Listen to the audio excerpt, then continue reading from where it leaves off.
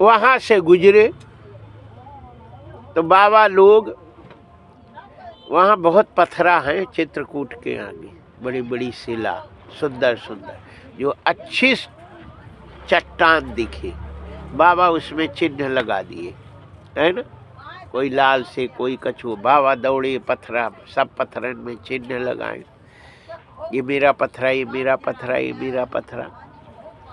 लकड़हारा बोले कि अरे बाबा जी, आज पत्थरा काहे को सब लोग चिन्ह लगा रहे, ये मेरा ही।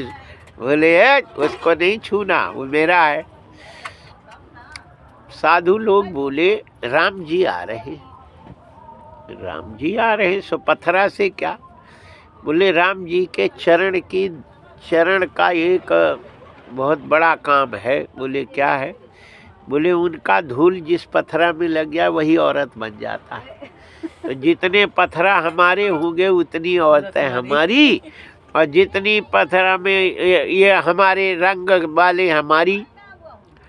हम लोग यहाँ जंगल में रहते और लुगाइयाँ मिलती नहीं, रोटी बनाने में दिक्कत, लकड़ी ले आओ तब होवे, झाड़ू लगाने में दिक्कत। राम जी आ गए तो बड़ा अच्छा है, हम 4-4 10-10 हम लोग रख लेंगे, तो कोई लकड़ी ले आएगी, कोई झाड़ू लगाएगी, कोई ये करेगी, फल तोड़ के ले आएगी, आप भजन करेंगे।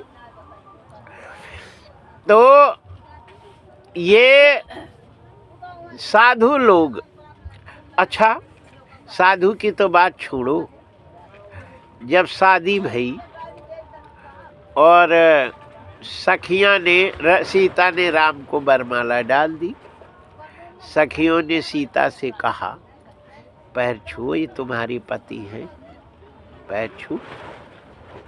तो सीता पैर नहीं छूती, तो सखियों ने कहा छूती क्यों नहीं। तो सीता जी ने नहीं छुई। काहे नहीं छू रही। तो सीता एक अंगूठी पहने थी जिसमें वो पत्थर लगा था, नीलमणि कछु पत्थर। तो बोली कि कहीं हमने छुए और उनके धूल इसमें लग गया तो औरत बन जाएगी, तो सौत तो यहीं से चली गई, तो हम तो मरे, इसलिए मैं पैर नहीं छू सकती, है ना। अच्छा, औरतों को सबसे बड़ा खतरा रहता है सौत से, है ना, और किसी से नहीं रहता।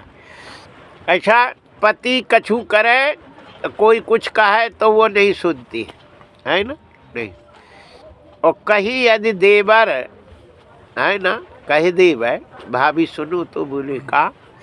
बोले भैया एक औरत से खूब देर तक बात करते रहे, मुस्कुरा मुस्कुरा के, सब उसका सारा काम बंद।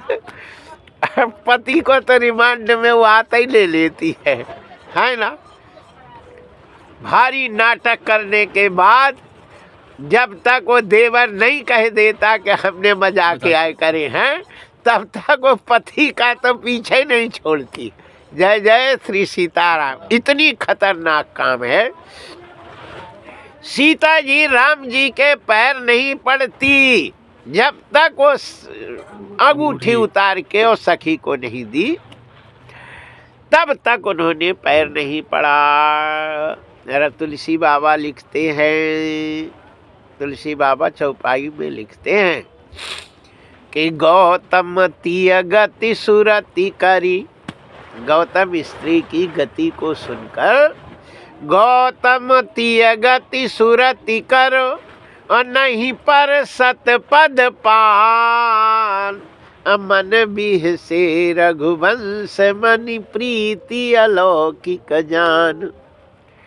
जय जय श्री सीताराम।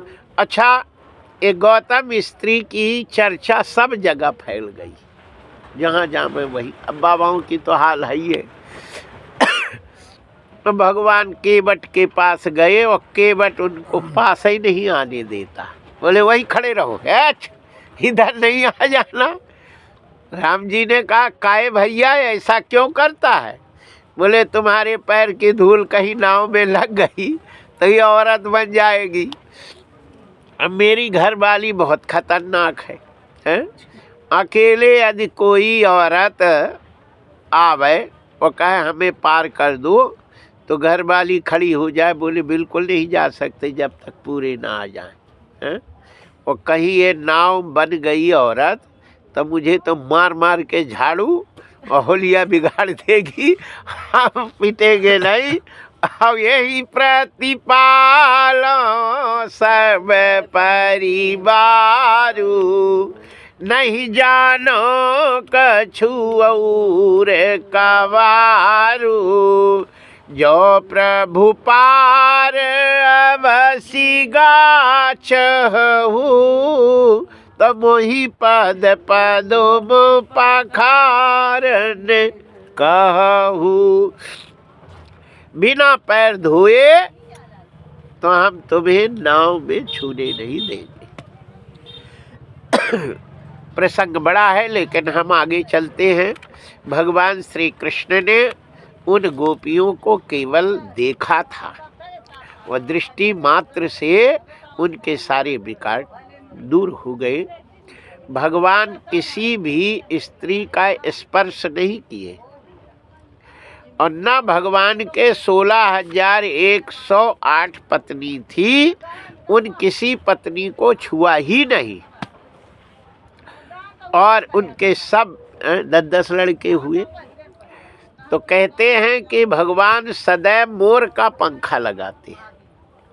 मोर भगवान कृष्ण के ऐसा कोई समय नहीं रहता है जिसमें मोर पंख ना हो, है ना।